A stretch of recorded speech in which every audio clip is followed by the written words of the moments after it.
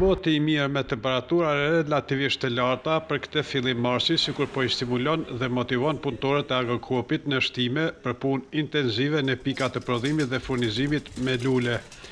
Furnizimet në këtë kohë bazohen edhe në kërkesat e tregut në prag të 7 marsit ditës së mësuesit dhe 8 marsit ditës ndërkombëtare të gruas.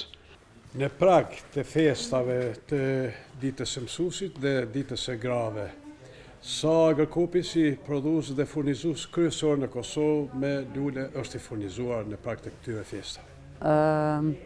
Jemi të furnizuar bëjagi, domethënë shumë në këtë periudhë, që një javë domethënë kemi filluar që ta furnizojmë tregun nëpër Kosovë, duke filluar nga prodhues, domethënë prodhues që prodhojnë nëpër Kosovë. Nga këto qendrat e mëdha si marketet edhe këto, domethënë të gjitha pikat shitse, markete, dyqanet lule, prodhues që shesin në treg ose asi, domethënë të gjithë që një javë vetëm kemi filluar domethënë Do të thotë nga këtu ato furnizohen. Nga këtu furnizohen të gjithë. E kanë adresën e importit. Këto janë sigurisht shumica syrësh janë edhe importi, janë. Tash domethënë për momentin këto shumica janë të importit nga Holanda. Me që lulet e kultivimit tonë, domethënë që i prodhojmë ne, ato dikun dalin në shitje prej gjysmës prillit. Këto janë përgjithësi janë lulet e ambientit të mbrëmshëm, domethënë që dhurohen për dhurate. A ka vështirësi administrative në dogana? Ka vështirësi, mirë po vështirësi është vetëm nëse domethënë pritet shumë në dogana, ka domethënë pritet gjatë kamione, mund të ketë problem domethënë që të dëmtohen lulet ose diçka. Mirë për ndryshe jo, me që dokumentat janë të gjitha në rregull, vinë nga importi nga Holanda, kontrollat janë domethënë mbi dokumentacioni, domethënë që lulet janë të shëndetshme, domethënë gjithmonë janë të kontrolluar lulet, e kështu që nuk ka ndonjë problem për me kalu kënej. Apo rritet sa më afër ditët që i përmendem, festat, apo rritet fluksi i konsumatorëve? Fluksi i konsumatorëve çdo ditë më shumë rritet, mirë po edhe në krahasim me vitet e tjera, kur e bëjmë domethënë dallimin, çdo vit më shumë domethënë është interesimi më i madh për lulet.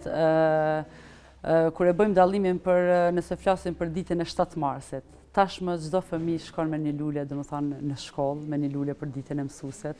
Çdo fëmijë domethënë e blen një lule, me që çmimet janë të lira dhe nuk ka ndonjë farë vlere shumë e madhe dhe çdo vit më shumë është interesimi. Sigurisht keni edhe parasysh edhe kategoritë e blerësve të ndryshëm frekuentuesve këtu, keni edhe lëshimet, keni disa benefite që edhe ato dallojnë, po, domethënë bim me lule me çmime më të ulta kur e dim që është për ditën e mësuesit, mjafton një lule e vogël sa me bë muni mirë mësuesin ose me një çmim më të lirë.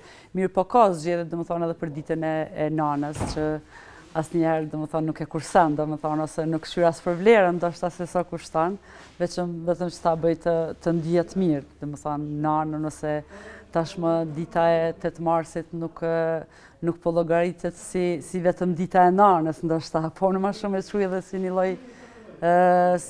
një lloj festa e luleve, muj me thonë, me që çdo klient që vjen i blen 2, 3, 5 lule ndoshta, i dhuron motrës, nanës, kunatës, vjerës apo ma është zgjeru ajo domethënë ajo shitja që tash blen sasi më të madhe të luleve. Nga dita e parë të formimit të Agrokopit dhe deri tash jeni ju këtu, apo vreni ju që nga vitin vit ka idhëtar të kultivimit, por edhe të ambientit më të bukur? Po, çdo vit më shumë domethënë e vren dallimin domethënë edhe të kultivues, domethënë po shtohet shumë domethënë kultivimi në Kosovë. Mirë po edhe te blerja e luleve nga Holanda.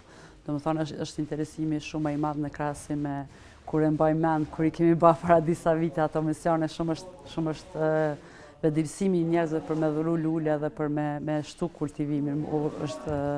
Domethënë është ngrit më shumë. Në sensibilizim edhe emisione. Po, kjo ka ndikuar shumë. Sa herë domethënë kemi ardhur klientat, domethënë kanë ardhur direkt edhe nga emisione, ju kemi pa mbojk ose edhe gjithmonë kemi pas bashkëpunimi.